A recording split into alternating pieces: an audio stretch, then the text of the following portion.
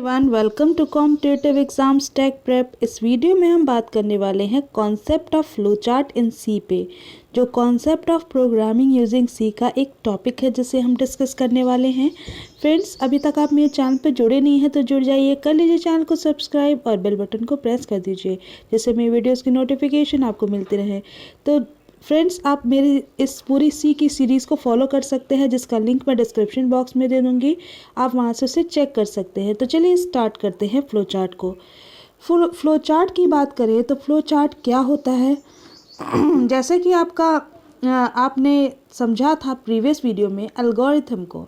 जब भी हम कोई प्रोग्राम बनाते हैं, जब भी हम प्रोग्राम कोई क्रिएट करना चाहते हैं तो उसके लिए हम कुछ लॉजिकल स्टेप्स को लिखते हैं, और जब हम इन लॉजिकल स्टेप्स को, सीक्वेंस ऑफ लॉजिकल स्टेप्स को स्टेटमेंट्स के फॉर्म में लिखते हैं तो वो उसे हम एल्गोरिथम कहते हैं। और जब उसी सीक्वेंस ऑफ लॉजिकल स्टेप्स को हम डायग्राम के थ्रू रिप्रेजेंट करते हैं, यानी डायग्रामेटिक वे में रिप्रेजेंट करते हैं, तो उसे हम क्या बोलते हैं? Flow chart. तो क्लियर हुआ कि आपका जो प्रोग्राम है, अगर आप प्रोग्राम कोई भी प्रॉब्लम सॉल्व करना चाहते हैं तो उस प्रॉब्लम को सॉल्व करने के लिए कुछ स्टेप्स परफॉर्म करते हैं, और उस स्टेप्स को लिखने को आप क्या बोलते हैं? अगर आप उस स्टेप्स को स्टेटमेंट्स में लिख रहे हो तो वो एल्गोरिथम कहलाता है, बट अगर आप उसे डायग्राम के थ्रू रिप्रेजेंट कर रहे हो तो देन उसे हम फ्लो चार्ट कहते हैं। फ्लो चार्ट जो है वो आपका, उसमें सिंपल ज्योमेट्रिक शेप्स को यूज़ किया जाता है, ठीक है, जिससे कि आप प्रोसेस को रिप्रेजेंट कर पाएँ।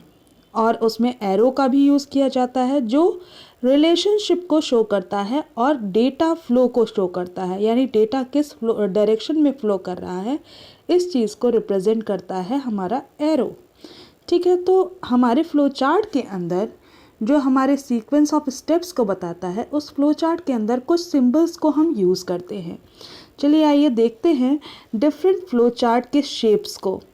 तो हर एक शेप जो है फ्लो चार्ट के अंदर, उसकी कुछ मीनिंग होती है, उसका कुछ मतलब होता है। तो हर एक जो शेप्स है उनकी क्या मीनिंग है, उसमें फर्स्ट जो आपका शेप आता है उसकी हम बात करते हैं। तो फर्स्ट शेप है आपका टर्मिनेटर। टर्मिनेटर सिंबल जो होता है, टर्मिनेटर शेप जो होता है, वो आपके स्टार्टिंग और एंडिंग पॉइंट को रिप्रेजेंट करता है सिस्टम के, यानी सिस्टम जो भी आप बना रहे हो, जो भी लॉजिकल स्टेप्स आप रिप्रेजेंट कर रहे हो उस फ्लो चार्ट के थ्रू, वो कहाँ से स्टार्ट हो रहा है, कहाँ पे एंड हो रहा है, उसको रिप्रेजेंट करता है ये आपका टर्मिनेटर। तो टर्मिनेटर के लिए हम इस सिंबल का यूज़ करते हैं, ठीक है।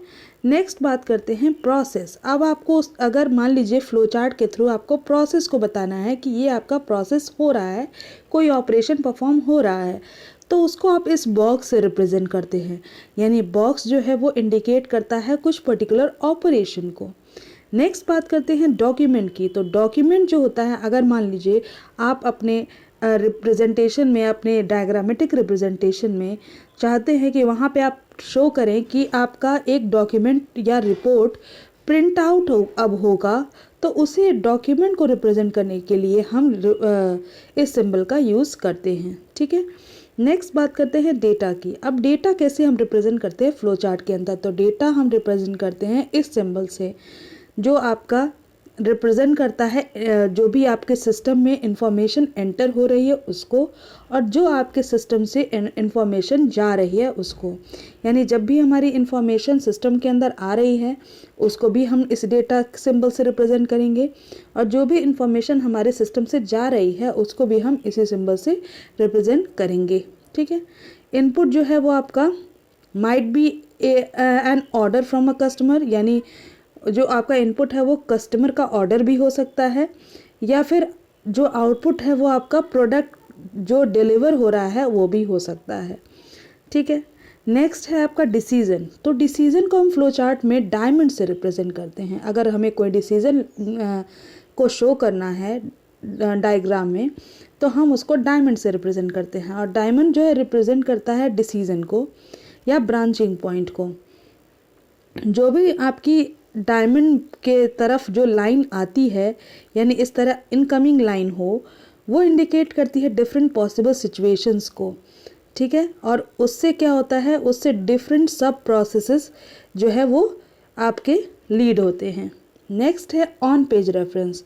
अब फ्लो चार्ट के अंदर जो ऑन पेज रेफरेंस है वो आपका सर्कल से रिप्रेजेंट किया जाता है, और ये जो सिंबल है उसमें आपका कुछ लेटर कंटेन किया जाता है, और ये इंडिकेट करता है जो आपका मैचिंग सिंबल है वो आपका उसका फ्लो जो है वो कंटिन्यू कर रहा है, और वो आपका सेम पेज पे सेम लेटर जो है वो कहीं और सेम पेज पे ही अवेलेबल है, ये शो करता है। ये आपका ऑन पेज रेफरेंस।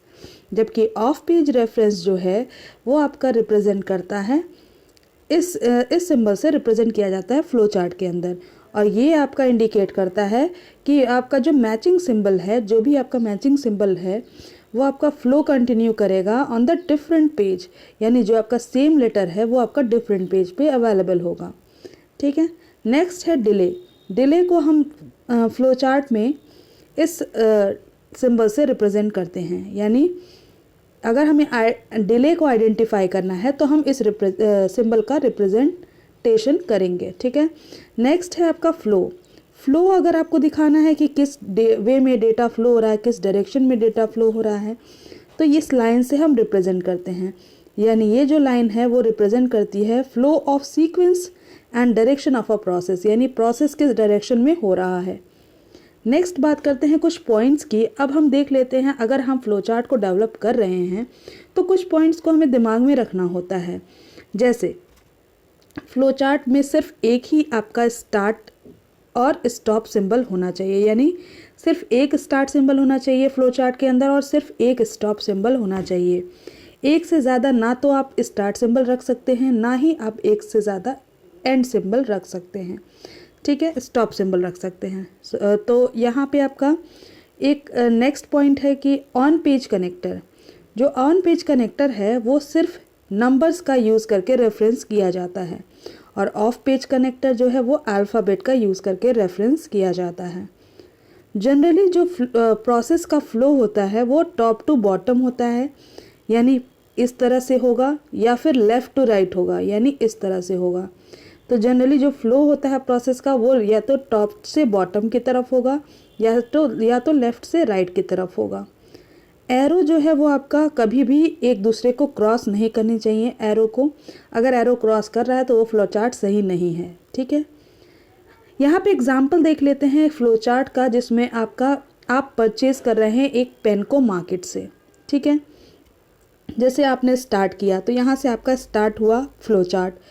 तो स्टार्ट सिंबल यानी ये आपका क्या है, ये आपका स्टार्टिंग सिंबल है। यहाँ पे एक एंड सिंबल, यानी आपका फ्लो चार्ट सही है कि एक सिंबल आपका स्टार्ट का होना चाहिए, एक आपका एंड का होना चाहिए। अब स्टार्ट करते हैं फ्लो चार्ट को, यानी आप क्या हुए, ड्रेस्ड हुए। ठीक है।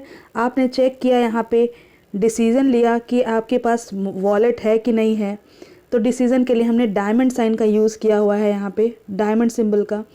और अगर आपके पास वॉलेट है तो आप क्या करोगे, शॉप पे जाओगे।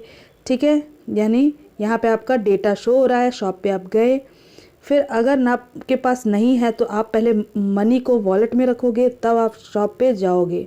शॉप पे जाने के बाद आप चेक करोगे कि ब्रांड का आपका पेन अवेलेबल है कि नहीं वहाँ पे, यानी यहाँ भी आप डिसीजन के लिए डायमंड सिंबल का यूज़ कर रहे हो।